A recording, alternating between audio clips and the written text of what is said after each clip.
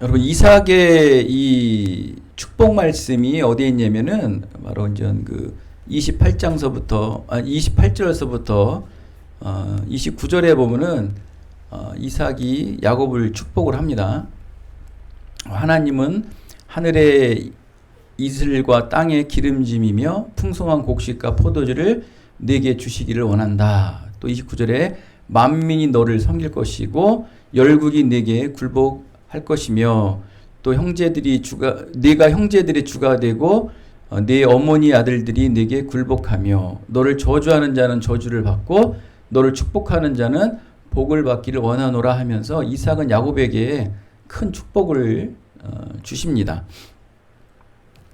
근데 여러분 이 이삭의 축복이 야곱에게 성취되었다는 것은 여러분 착각입니다. 여러분 왜 착각인지 아십니까? 이삭의 축복은 다른 누구도 아닌 하나님의 아들 예수 그리스도 안에서 성취 되어짐을 여러분 아멘으로 믿으셔야 되는 거예요. 이삭의 축복은 결국 예수 그리스도의 하나님 아들 안에서 축복이 돼야지, 이게 만약에 야곱의 축복이 된다면 여러분 이거는 심각한 문제가 되는 거예요. 왜냐면 야곱이 이 축복권 어떻게 받았어요? 왜 그렇게 받았어요. 그렇게 받았는데 만약에 축복을 받았다고 치십시다. 그러면 계속 그런 일이 일어나겠죠. 근데 이것을 그러니까 이것을 윤리적으로 도덕적으로 보면은 엄청난 모순이 많은데, 이 이삭의 축복이 결국 누구와 직결이 된다? 하나님의 아들 예수 그리스도 안에서 성취되었다는 그 언약의 성취라고 보면은 이건 할렐루야 아멘이에요, 여러분. 그래서 제가 고린도후서 1장 20절에 말씀드렸죠. 하나님의 약속은 얼마든지 예수 그리스도 안에서 이해가 되니, 이해가 되니, 그리스도 안에서 하나님의 구원의 복음을 위한 일이라면 이해가 되니, 그것이 우리의 뭐 고난의 길일지라도 아니면 뭐 어떠한 삶일지라도 그게 하나님을 위한 일이라면, 그리스도를 위한 일이라면 이해가 된다는 거예요. 아멘. 그거예요. 만약에 이 이삭의 축복이 야곱에게 성취되었다면 이건 큰 모순이다. 굉장히 큰 모순이. 그럴 수는 없어요. 여러분 따지고 뭐 야곱이 뭐 이 축복받은 게 정말 그 삶이 어떻습니까? 야곱은 나중에 참 험한 삶이었습니다라고 얘기하지 않습니까? 그런 걸 보면 축복의 삶도 아니에요. 따지고 보면은 나이 노년에 그렇게 사랑하는 요셉을 잃어버렸다고 뭐 실제적으로 죽지는 않았지만 죽었다고 믿고 있잖아요. 그럼 그 야곱 입장에서는 사랑하는 그 요셉이 죽었다는 소식을 듣고 얼마나 마음이 점했을까요? 사랑하는 라헬, 자기 아내도 죽은 지 얼마 안 됐는데 거기다 그 사랑하는 라헬의 또 사랑하는 아들 아닙니까? 그게 그 인생의 좋은 삶은 아니잖아요. 나중에 그게 이제 반전이 돼서 요셉을 만나가지고 뭐 살았지만 그 긴 시간 동안 20년이 넘는 긴 시간 동안 얼마나 아팠겠냐 이거예요, 여러분. 그걸 보면 좋은 삶은 아니죠. 따지고 보면은. 진짜 축복받은 사람은 이삭이에요, 이삭. 예? 이삭은 진짜 땡큐 아닙니까? 땡큐. 솔직히 이삭이 뭐 한 게 있습니까? 인물적으로 분석을 하면, 아버지 아브라함의 신앙의 본받아 그거 보고 자란 거예요. 그리고 지금 뭡니까? 지금 정신도 없어가지고 막 제정신도 아닌데 축복하잖아요. 그런데도 하나님께서는 그거를 히브리서 기자는 믿음이었다라고 얘기하잖아요. 삶에 큰 굴곡도 없고, 그렇죠? 하나님의 약속이 이루어질 수 없는 최악의 상황에서도 참으로 기이한 방식으로 그 언약은 성취되고 있다는 사실들을 우리는 야곱의 인생을 통해서 다시 한번 깨달아야 돼요. 그래서 우리는 여러분 보십시오. 아무리 우리 노력으로 뭐 신앙생활하고 뭐 11조 잘하고 신앙생활 뭐 잘하고 새벽 예배 잘하고 주일 예배 잘 지키고 이건 기본이지만 그런 거 잘 지켰으니까 하나님 복 주세요라고 손 내밀면 안 된다는 거예요. 하나님의 은혜로 이루어지는 것이지 우리의 노력과 의지로 이루어지는 것은 아니다라는 것을 여러분 반드시 명심하셔야 됩니다. 야곱의 이 거짓된 행위와 이 속임의 행위는 우리 믿음의 눈에는 분명 불의한 행동이고 실패한 것처럼 보일 수 있습니다. 그것이 하나님의 계획을 무산시키지 못하게 했다는 사실을 여러분 알으셔야 돼요. 우리가 보기에는 그것이 불의한 행동이고 실패한 것이지만 그 불의하고 실패한 것으로 하나님의 계획을 무산시키지 못하게 했다. 그렇죠? 하나님의 계획을 이어갔다는 거예요. 이렇게 하나님께서는 속이는 자를 통해서도 하나님의 계획을 이루신다. 그게 왜? 고린도후서 1장 20절 말씀과 같이 예수 그리스도의 언약의 성취를 위해서 가는 거예요, 여러분. 이게 이해가 되는 거예요, 이해가. 하나님의 절대 주권 은혜 앞에 우리는 생각, 의지, 우리의 노력 아무런 의미가 없다는 거예요. 속이는 자를 통해서 하나님 계획을 이루시는데 그러니까 뭡니까? 하나님의 계획은 하나님의 은혜로 이룬다는 거예요. 하나님의 계획, 하나님의 언약은 하나님의 은혜로 이루는 것이지 너희들의 노력, 너희들의 열심, 너희들의 충성, 헌신 그래 뭐 그거는 고마울 수는 있지만 그게 하나님의 계획과 뜻을 이루는 핵심은 아니다라고 하나님 말씀하시는 거예요. 이런 게 나중에 막 갈라져요. 우리 뭐 교단 문제에서 막 감리교 쪽이나 뭐 웨슬리주의나 이런 뭐 칼빈주의로 갈라지는데 칼빈은 이 웨슬리주의, 감리교 이쪽은 뭐 이런 거 엄청 좋아하잖아요. 공로, 사람의 공로, 의지 그런 거 엄청 따지잖아요.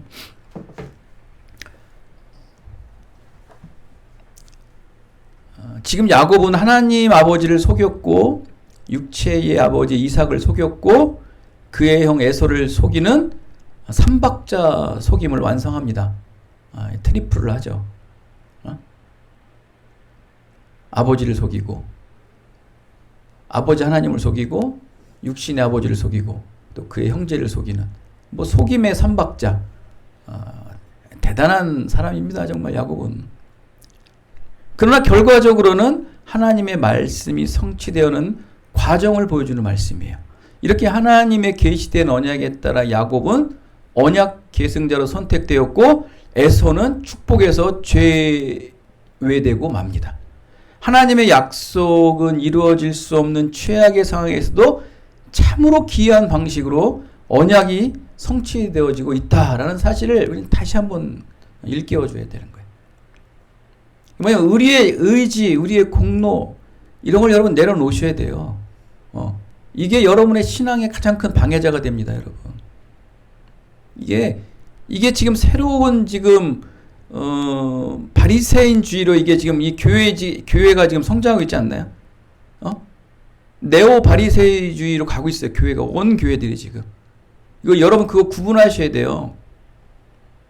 이거 구분 안 하시면은 지금 다 정죄거리만 되는 거예요. 나는 이렇게 신앙생활 하고 이렇게 우리 교회를 지켜서 이렇게 세웠는데 너는 이렇게 신앙생활 안 하면서 바리새주의가 되는 거예요. 다 따지고 뭐하고 공로, 노력, 열심.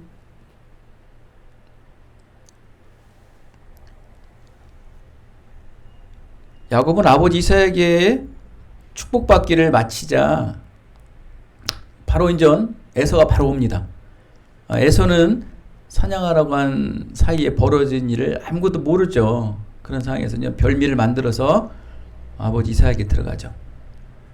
에서는 31절의 말씀과 같이 별미를 만들어 아버지께 가지고 가서 이르되 아버지여 빨리 일어나서 나에게 축복하라. 이 사냥한 고기를 먹고서 축복하소서라는 거예요.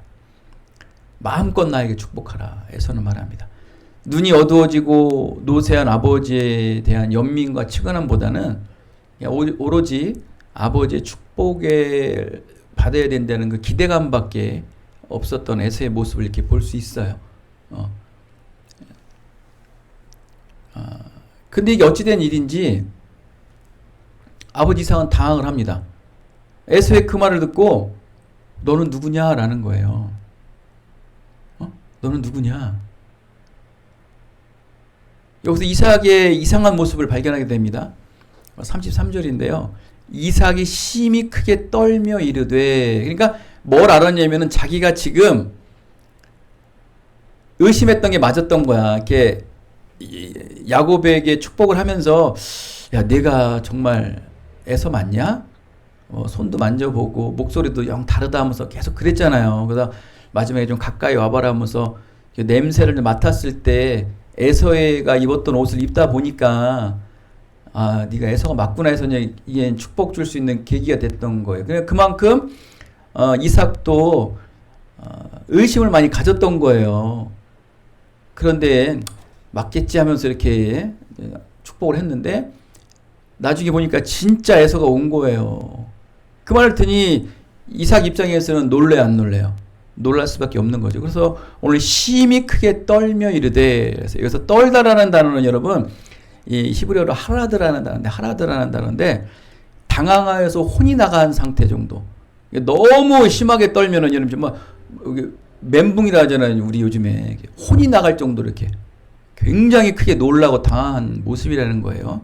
이게 어디에 말씀이 나오냐면은 창세기 42장에 보면은 요셉의 형들이 요셉에게 그 물품을 가지고 가잖아요. 자루에 돈을 숨겨놔요. 이 요셉이. 그 가다가 잡혔는데 이 요셉이 다 술수를 만들어 술책을 세우는 거잖아요. 그죠? 우리 알잖아요. 그냥 형들은 놀라는 거예요. 아니, 우린 그런 일이 없는데 어떻게 여기 돈이 들어가 있느냐 하면서 놀라는 거예요. 그러니까 너무 당황한 거죠. 그때 이 단어를 써요. 하라드라는 단어를. 또 어디서 나오냐면은 출애굽기 19장에 보면은 모세가 하나님의 그 현연 앞에 섰을 때 하나님의 그 불꽃 같은 형상을 보고 당황해서 놀란 거예요. 이때 하라드라는 단어를 써요. 당황하여 혼이 나간 상태.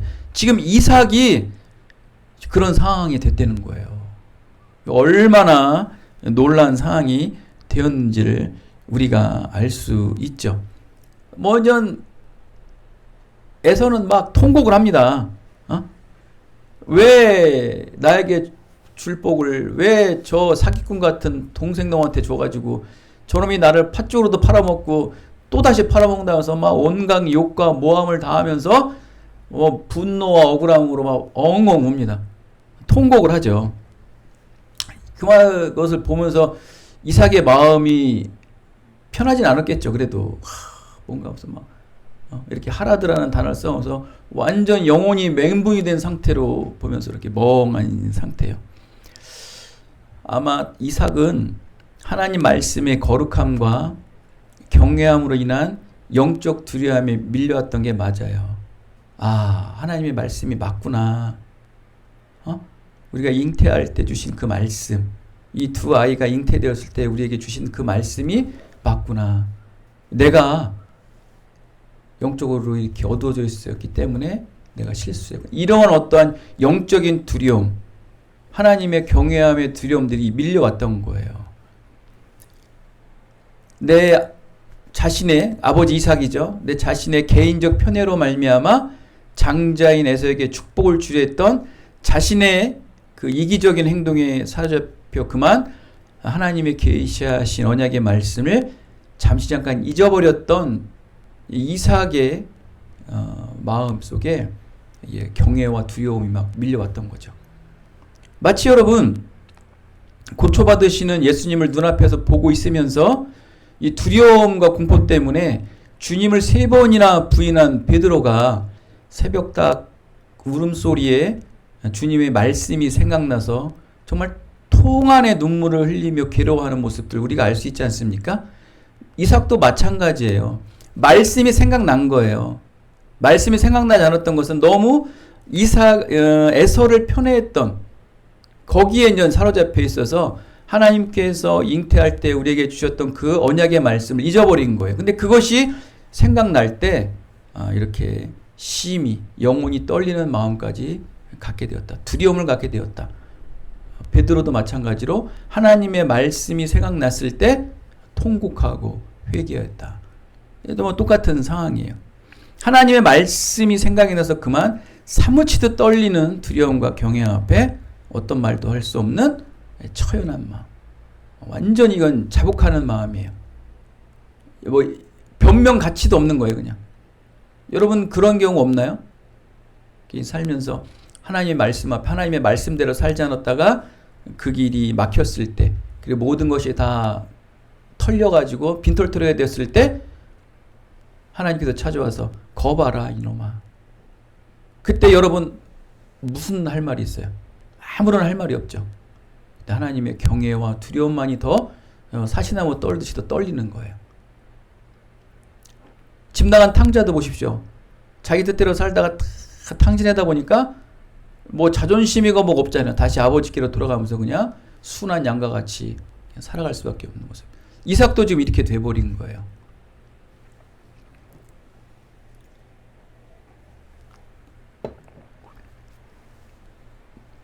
여러분 이렇게 야곱은 하여간 장자권 축복을 강탈하여서 가로챘죠. 에서가 도착하기 전에 하여간 아슬아슬하게 아버지 이삭 앞에서 장자권을 받고서 도망치듯 빠져나가죠. 만약 이삭이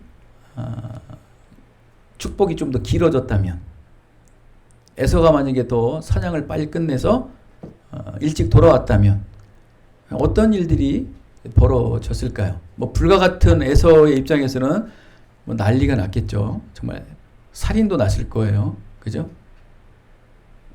가인이 아벨을 죽이는 그런 살인이 났을 거예요. 야곱에게는 이 모든 시간의 타이밍을 정확히 맞출 능력이 야곱에게는 없어요. 이 우연인 것 같죠? 그 시간 텀에 요리를 하고, 어머니 리브가가 요리를 하고 그 별미를 먹은 이후에 이제 축복권을 주잖아요. 그 시간 텀이 빠른 시간은 아니잖아요. 동물도 잡아야 되고, 그죠? 손질해야 되고, 요리도 해야 되고, 긴 시간이 걸리잖아요. 어떻게 보면은 들 나가자마자 바로 발견해서 사냥할 수도 있어요. 이거는 야곱이나 리브가가 어떻게 조종해서 되는 시간의 타이밍이 아니잖아요. 하나님께서 이 모든 상황을 주관하지 않으시면 불가능한 시간이에요. 이 또한 하나님께서도 누구에게 지금 가 있다? 그죠? 야곱의 편에 가 있는 거예요. 야곱은 에서가 들어오기 전에 온전한 축복을 받고 그 유유히 그 자리를 떠나죠. 철저한 이 사건만, 요 상황마저도 하나님이 주관하셨다라는 것을 볼 수 있어요. 우리는 여기서 하나님은 속이는 자를 통해서도 계시하신 계획을 이루신다는 것에 대해서 어떤 이의도 제기할 수 없다. 우리 인간은 이 일에 대해서 어떻게 이의를 제기할 수 없어요. 하나님의 절대 주권 앞에 우리가 어떻게 이의를 제기할 수 있겠습니까? 이 모든 것 또한 야곱의 입장과 아버지 이삭의 입장에서는 하나님의 은혜입니다. 이 세 사람을 우리가 봅시다. 이삭의 입장, 야곱의 입장에서는 분명히 하나님의 은혜로 그 결과는 믿음으로 성취했어요. 근데 야곱의 입장에서는 계시된 언약 말씀이 온전히 성취되었고, 아버지 이삭의 입장에서는 둘째 아들 야곱에게 축복한 것이 믿음이었다고 히브리서 저자는 말씀했던 것처럼 둘 다에겐 은혜였어요. 근데 여기서 누구 하나? 에서 입장에서만큼은 하나님의 은혜는커녕 저주요, 불행이요, 버림받은 거예요. 그쵸? 근데 여기서 속인 건 누구예요? 야곱이에요. 자, 그러면 오늘 에서의 반응을 알아보고 마치겠습니다. 이삭은 분명히 제정신으로 축복한 것도 아닌데 이 믿음의 행위였다고 성경은 말씀합니다. 또 야곱의 거짓과 속임을 통해 받은 축복도 계시된 언약의 성취라고 말씀하고 있습니다. 그러나 에서의 입장에서는 소리를 높이 울며 억울하다고 분하며 펄펄 뛰는 지경이 있어요. 하나님이 이러신 분이세요? 하나님은 공의로우신 분인데 어떻게 불의한 행동을 통해서 이러한 불의한 일을 이루시는가? 한 사람은 되게 아프지 않나요? 여러분 여기서 인간적으로 생각하면 이것은 분명히 바른 행동은 아닙니다, 여러분. 인간적으로 생각하면 에서의 통곡의 눈물은 당연한 반응일 수 있습니다. 이 에서는 야곱이 이전에도 장자의 명분을 팥죽 한 그릇으로 빼앗은 사실을 거론하며 야곱을 사기꾼으로 막 규정을 합니다. 그러나 여러분 에서도 참 너무한 것이 뭐냐면 팥죽 한 그릇에 장자의 명분을 넘길 정도로 이 장자의 권위를 하찮게 여겼다는 것은 몰라요. 여러분 이 장자가 되는 거 있잖아요. 이거는 사람의 인륜으로는 될 수 없는 거잖아요. 아무리 의학적 힘으로도 장자를 먼저 되고 둘째가 이거는 될 수가 없는 일이에요. 이거는 그죠? 이거는 하나님의 섭리, 하나님의 주권으로이 아니고서는 이거는 이룰 수 없는 거예요. 그런데 지금 이 에서는 이 장자의 권위를 그 흔한 팥죽 한 그릇에 팔아버리는 사람이에요. 이건 뭐냐면 그만큼 하나님의 섭리, 하나님의 주권을 의식하지도 않았다는 불신의 행동. 이게 하나님은 그걸 보시는 거예요, 지금. 여러분, 굉장히 어떻게 보면 이 삶 속에 작은 일이거든요. 여러분, 작은 게 크게 되는 거 아시죠? 요만한 물혹이 지금 이만큼 커져가지고 이제 다음 주 월요일에 수술하셔야 돼요, 사모님이. 작은 거 놓치시면 안 돼요, 작은 거. 작은 게 커지는 거예요. 또 보십시오. 이방 여인을 아내로 삼는 일. 이거 한두 번이 아닙니다. 이 에서는. 오늘 말씀 후반절에 보면은 리브가가 이방 여인을 데려온 것에도 굉장히 아파해요. 굉장히 그걸 골머리를 써요. 그래서 두려운 게 뭐냐면 내 아들 야곱도 이방 여인과 결혼하면 어떻게 하나 이걸 염려하는 거예요. 이건 뭐냐면 하나님이 가장 싫어하는 게 뭡니까? 이방 여인과 결혼하는 거예요. 왜? 이방 여인과 결혼하면 어떻게 되니까? 신앙이 변질되니까. 하나님의 이름을 변질시키니까. 근데 지금 이 에서는 밥 먹듯이에요. 그냥 이거를 사전에 조율도 안 해요. 아버지, 어머니, 제가 이렇게 만납니다. 이것도 얘기 안 해요. 그냥 어느 날 툭 때려와가지고 한 번도 아니고 두 번. 하나님이 제일 싫어하는 것을 에서는 의식하지 않았던 거예요. 하나님의 일단 섭리를 일단 의식하지 않아요. 그냥 하나님을 의식하지 않는 섭리를 의식하지 않아요. 해, 달, 이런 거. 이런 것도, 이거는 그냥 자연적인 현상, 이런 식으로 완전히 이 신적 의식이 아주 없는 자예요, 에서는. 그러니까 하나님을 알겠어요. 그러니까 하나님이 가장 싫어하는 일들을 일삼죠. 이 모든 책임을 잘못 축복한 아버지 이삭과 이 속임수로 축복을 빼앗은 야곱에게 돌리는 에서입니다. 남탓만 하였지 진정 본인에 대한 회개는 안중에도 없어요. 내가 하나님을 좀 몰랐구나. 이런 회개는 하나도 없어요. 보십시오 한번. 그리고 에서는 어떠냐면요. 41절에 보면은 아버지가 곡할 때, 즉 아버지가 죽을 때예요. 아버지가 이제 곧 죽을 때가 됐잖아요. 이제 딱 보기에도 실제적으로는 금방 안 죽지만 이제 곧 죽을 것 같으니까 너 이제 아버지 곧 죽으니까 너 아버지 죽고 난 다음에 내 아들 야곱을 죽이리라. 써 있잖아요. 41절에. 그죠? 아버지를 곡할 때가 가까운 즉 내가 내 아들 야곱을 죽이리라. 이런 악심을 품고 있는 자예요. 그러니까 사람을 죽이고 뭐 하는 것도 그 동생 아닙니까? 혈육의 동생. 하나님을 의식하지 않고 자기 생각에 그냥 빠져 있는 거예요. 이거 천륜을 저버리는 놈이죠. 나쁜 놈이에요, 여러분. 이거를 인간적으로 생각하십니까? 에서를 인간적으로 보셔야 돼요? 잘 보시라고요, 여러분. 이건 여러분, 오늘 말씀을 드리겠지만, 이 히브리서는 이 12장에 이 에서를 뭐라고 표현하지 아십니까? 히브리서 12장에는 망령된 자라고 표현해. 망령된 자. 그는요 하나님을 의식한 적이 단 한 번도 없는 자예요. 이방인 해족속을 아내로 삼고 아버지가 돌아가시고 유산을 나눌 때 야곱을 죽이겠다고 하고 장자의 명분을 팥죽 한 그릇에 파는 그는 하나님을 단 한 번도 의식하지 않고 살았던 망령된 자라고 히브리서 기자는 12장에 말씀하겠습니다. 히브리서 12장 6절 7절에 음행하는 자와 한 그릇을 위하여 장전의 명분을 판 에서와 같이 망령된 자가 없도록 살피라. 너희가 아는 바와 같이 그가 그 후에 축복을 이어받으려고 눈물을 흘리며 구하되 버림받되어 회개할 기회를 얻지 못했다라고 얘기를 합니다. 근데 여기서 말하는 회개할 기회는요, 이거예요. 뭐냐면 이기심, 남 탓, 이것 때문에 회개할 기회를 놓친 거예요. 뭐냐면 너 회개해, 누구 종용 때문에 회개할 기회를 놓친 게 아니고 본인의 악한 마음 있죠. 남 탓하고 남한테 뒤집어 씌우려 하고 하나님을 평소부터 의식하지 않았던 그 악한 마음이 회개할 기회를 아예 틈을 못 준 거예요, 여러분. 얼마나 악한 자였냐라고 히브리서 기자는 말합니까? 그래서 이를 뭐라고 말합니까? 망령된 자라고 그래요. 여러분, 뭡니까? 10계명의 1계명이 뭡니까?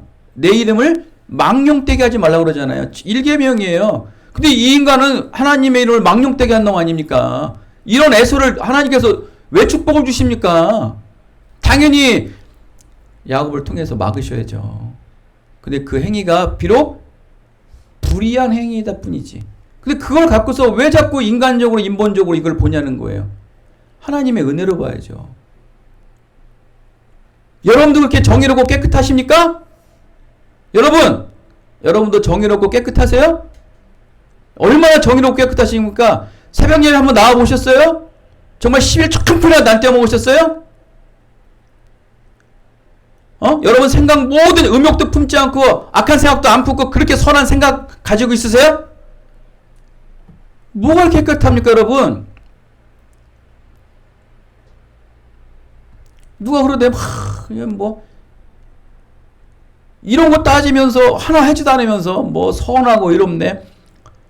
정말 욕나고 싶어요. 욕하고 싶어요. 개뿔도 없는 것들이.